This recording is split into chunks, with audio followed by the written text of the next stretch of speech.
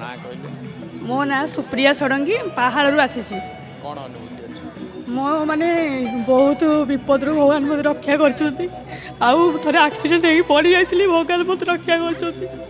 ଆଉ ମୁଁ ବି କହିପାରୁନି ଠାକୁରଙ୍କୁ କେମିତି ଆଜି ମାନେ ସକାଳୁ ଭାବିଲି ଯେ ମୁଁ ପୁରୀ ଦର୍ଶନ କରିବାକୁ ଯିବି, ଏହା ଭାବିଛି କିନ୍ତୁ ତଥାପି ନାହିଁ ହୋ ଆସିକି ମୁଁ ସନ୍ଧ୍ୟାବେଳେ ଆସି ଠାକୁରଙ୍କ ପାଖରେ ପହଞ୍ଚିଛି।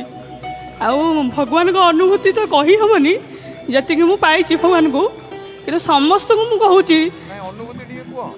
ଏମିତି ମୁଁ ଥରେ ଯାଉଥିଲି, ଢେଙ୍କାନାଳକୁ ଯାଉଥିଲି, ମୋ ବାପ ଘରକୁ ଯାଉଥିଲି, ଆମର ଯଜ୍ଞ ହେଉଥିଲା, ବାଇକ୍ରେ ଯାଉଛି, ଠିକ୍ ବାଇପାସ୍ ପାଖରେ ମୁଁ ପଡ଼ିଗଲି ବୋଲି ମୁଁ ଟୋଟାଲ୍ ଜାଣିନି ପଡ଼ିଯାଇଛି, କେତେବେଳେ ମରି ବି ଯାଇଥାନ୍ତି।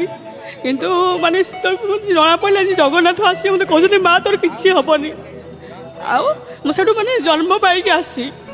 ତେଣୁ ସେଇଦିନଠୁ ମୁଁ ମାନେ ଠାକୁରଙ୍କୁ ସକାଳେ କ'ଣ ସନ୍ଧ୍ୟାବେଳେ ସବୁବେଳେ ମୋର ସେ ଜଗନ୍ନାଥଙ୍କ ମୂର୍ତ୍ତି ସବୁବେଳେ ନୀଳାଚଳ ନିବାସ ନିତ୍ୟାୟ ପରାତ୍ମନେ ବଳଭଦ୍ର ସୁଭଦ୍ରା ଜଗନ୍ନାଥାୟ ତେ ନମ।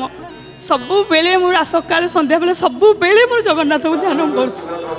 ଏତିକି ମୁଁ ସମସ୍ତଙ୍କୁ କହୁଛି, ଜଗତରନାଥ ଜଗନ୍ନାଥଙ୍କୁ ସମସ୍ତେ ଡାକନ୍ତୁ, ନିଶ୍ଚୟ ଦୁଃଖରୁ ସେ ଦୂର କରିବେ ତୁମମାନଙ୍କୁ। ଏତିକି ମୋର ଅନୁଭୂତି ସମସ୍ତଙ୍କ ପାଇଁ। ଜୟ ଜଗନ୍ନାଥ ଟିଭି ଦେଖନ୍ତି? ହଁ, ଜଗନ୍ନାଥ ଜୟ ଜଗନ୍ନାଥ ଟିଭି ମୁଁ ଦେଖେ, ନ୍ୟୁଜ୍ ଦେଖେ ଏବଂ ମୁଁ ହେଉଛି ସବୁବେଳେ ପିଲାମାନଙ୍କୁ କୁହେ ଦେଖିବା ପାଇଁ କୁହେ। ଧନ୍ୟବାଦ। ଜୟ ଜଗନ୍ନାଥ।